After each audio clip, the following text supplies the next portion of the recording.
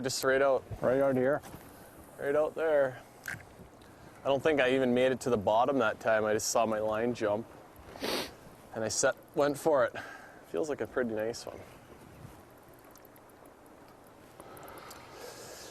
Tough to beat though, man, after a long winter coming out here and yeah, it is a nice one. Catching fish that want to eat one after the other.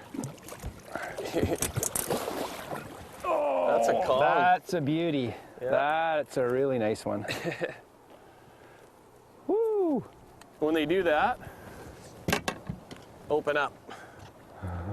That's the right kind of attitude when they eat your jig like that. I just switched to a little fireball jig and a minnow, and I'm sure we could catch them on plastic out here today. Dad's got another one on, but for early in the season, it's fun to use minnows and live bait sometimes, and that's what we're doing today, and these guys like it.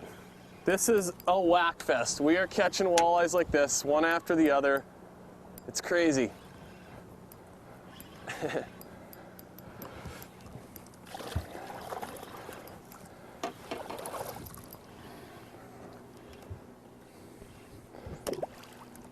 Another pretty big fish. Oh.